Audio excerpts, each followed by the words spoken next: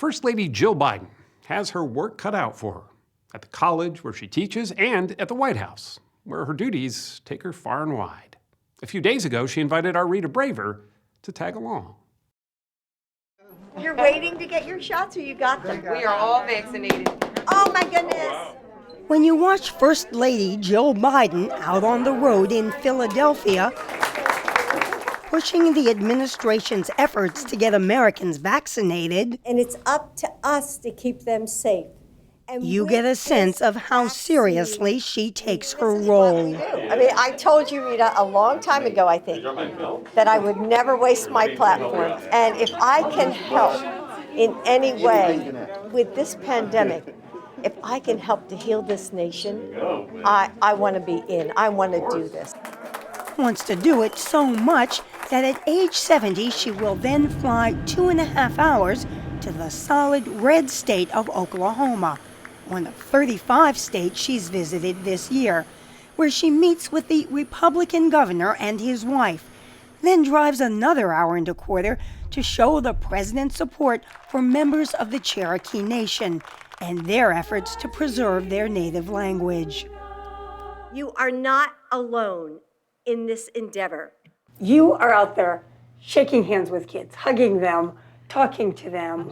What do you get from it? I feel excitement, and I'm so happy that they're happy to meet someone who cares about them. I see Ashley Biden over there. What's it like? And the Biden's daughter, who usually keeps a low profile, was along for the trip. She's so excited because when I said I was coming to Cherokee Nation, she said, just like I said, Mom, can I go? And I said, of course you can go. And aboard an Air Force plane as she traveled back east late that Friday night.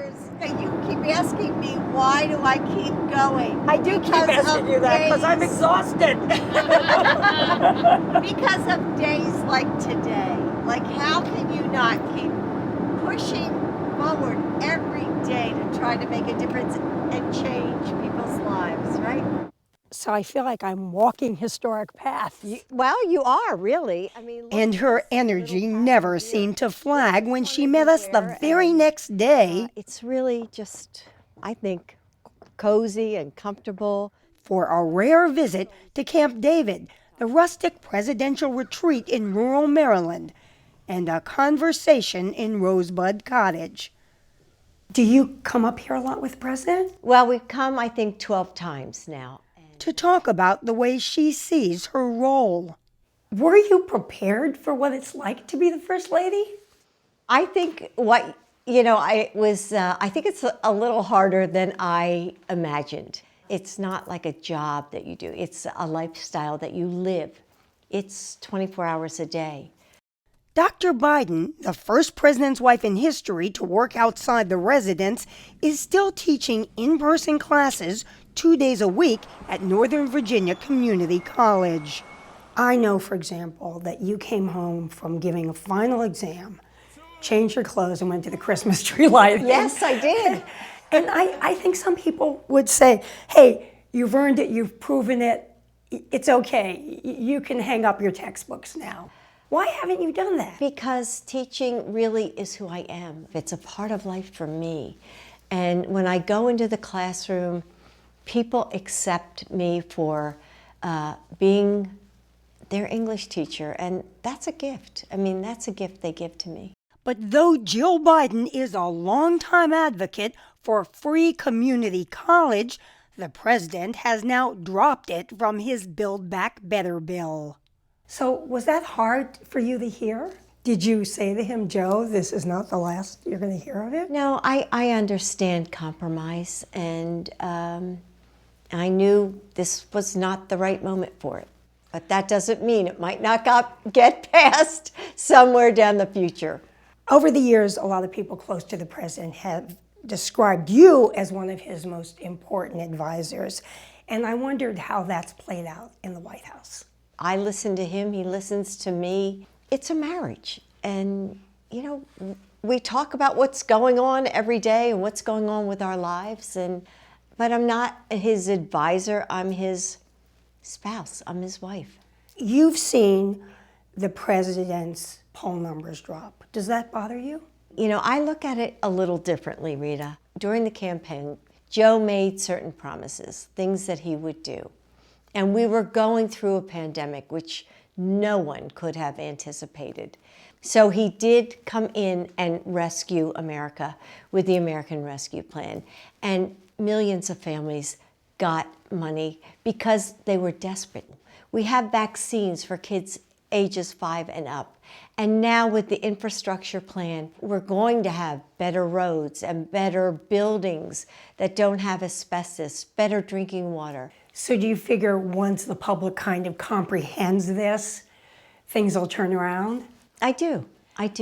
And one more question on that, on the polls, because there have been some recent polls that show that quite a few Americans have some questions about the president's current mental fitness. As somebody who spends, I can see you shaking your head. Yes. So what's your response to that? I think that's ridiculous. We got to observe the bond between the Bidens when we traveled aboard Air Force One with them just a few days before Thanksgiving to Fort Bragg, North Carolina, where she introduced him. And Joe and I feel like, you know, you're family to us, and we cannot thank you enough. And the two dished up dinner to servicemen and women. With their late son, Beau, an Iraq war veteran, the Bidens have long been dedicated to supporting military families. It's something I think about every single day. So it's so great to feel welcome, just to, you know, have dinner with people and hear their stories. And we saw that Biden family spirit at the White House this past Monday, where Dr. Biden's holiday decorations have drawn rave reviews. The gingerbread house honors America's essential workers. It looks amazing. Was it fun to do? It was fun to do. You know, The central theme, gifts from the heart. What's the gift that we're celebrating in this room?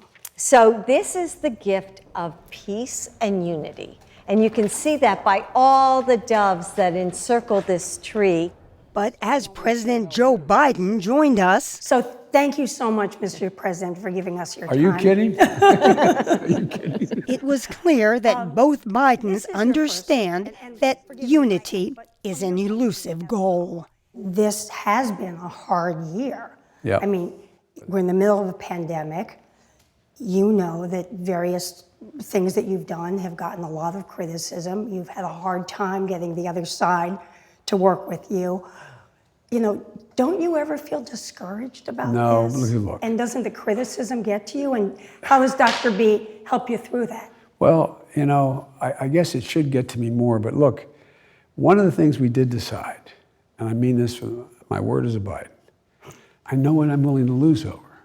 If we walk away from the middle class, if we walk away from trying to unify people, if we start to engage in the same kind of politics that the last 4 years has done, I'm willing to lose over that. You mean you're willing to lose your presidency? My presidency. Because you're going to stick That's right, with because that. I'm going to stick with it. There's certain things that are just, like, for example, Afghanistan.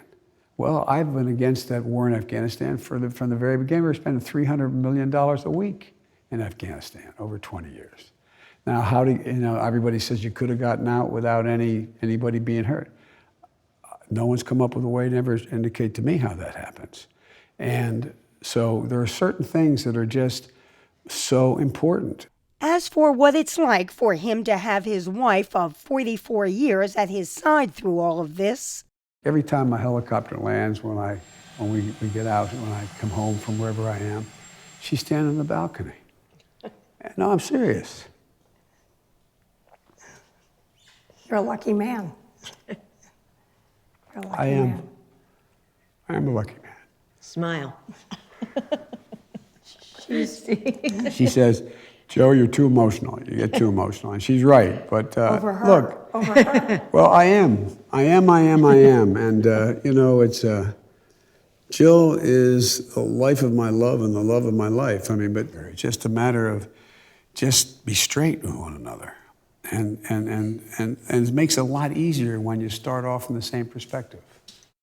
And from the perspective of First Lady Jill Biden. No matter where I travel across this country, a lot of people say to me, Jill, I feel like I can breathe again. Thank you. Please tell the president, thank you for what he's doing.